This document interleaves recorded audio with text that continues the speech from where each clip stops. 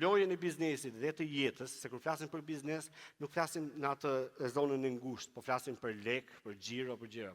Por po flasim për diçka më të madhe.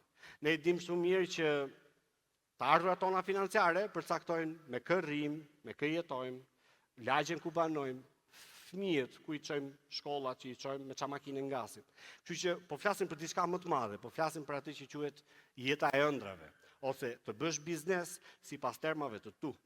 Ta vendosësh ti shefin, kush është shefi jot, ta vendosësh ti kolegun e punës, stafin, edhe ta vendosësh ti klientin kush e meriton prezencën tënde. Jo të shiko se këto janë klientët, çfarë ti bëjon. No, ka ca rregulla që ne do t'i bëjmë. Dhe këtu kemi 4 mënyra se si ti mund ta luash lojën e jetës. E para është që ti refuzon të luash. Më thot, tash ky biznesi im kaq ka, është shumë poshtë, nuk industria ime këtë funksion ka, nuk mund shkon dot më tepër, do të thënë 7 shifra shkon 1 milion euro, nuk shkon dot më tepër, nuk e thyej dot. Disa kanë ngec tek 2 milion euro, 5 milion euro, nuk ecim më. Disa tjerë thonë, duke çudi olla se unë 150.000 euro kam, si mund shkoj në 1 milion euro. Pra këto refuzojnë të luajnë, dhe thonë nuk funksionon, se ekonomia ka rënje. E dyta është që ti bën sikur luan, ti fiton aq pak, po aq pak fiton si pronar biznesi, sa ti nuk e meriton që quhesh pronar biznesi dhe të kesh drejtën të punësosh të tjerë, sepse fitimi jot është shumë i vogël dhe ti nuk është mënyrë për të bërë biznes. Mënyra e tretë është që ti luan për të mos humbur. Kujdes, frika se mos inshallah s'po humbim këtë muaj, kujdes, kemi kujdes. Dhe mënyra e katërt është që bësh atë lojën e mesit kur luan për të fituar. Dhe për të luajtur për të fituar të duhet patjetër një mentor apo një dikush nga jashtë.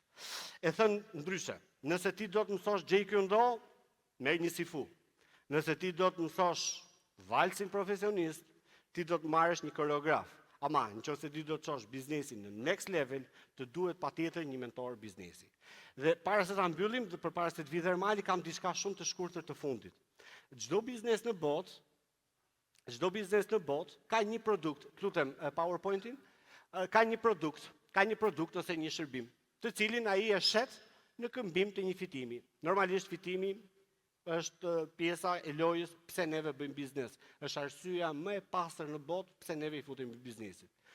Nëse ti do të shkosh në next level, para herë caktojmë çfarë do të thënë kjo next level, çfarë është ky, çfarë kuptimi ka, ku do të rritesh, si do të rritesh, çfarë është kjo gjëja. Atëherë për këtë analizo së pari ku ti je bllokuar, ku e ke bllokimin. Tash ieri se unë kam rregull gjitha, unë s'kam asnjë bllokim.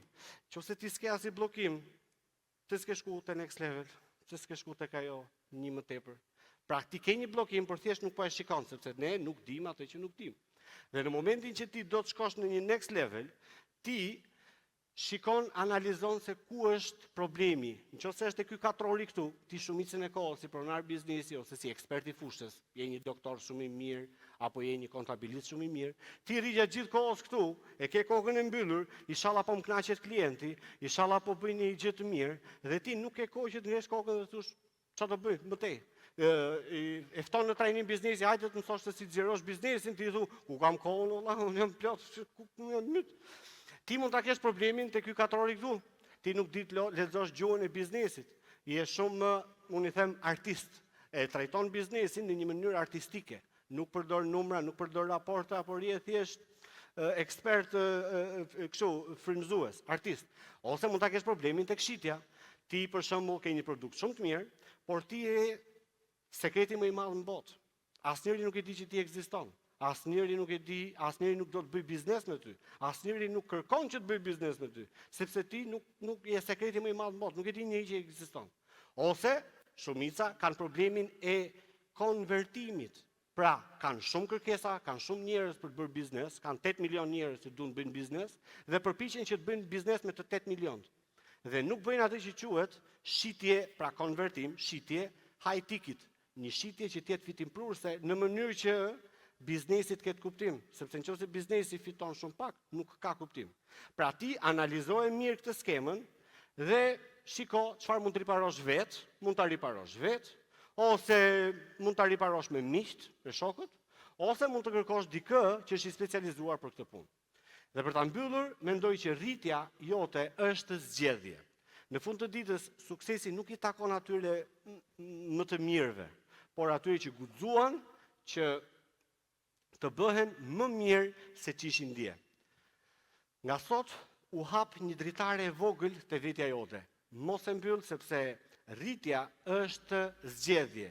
Dhe kjo zgjedhje fillon pikërisht tani. Faleminderit.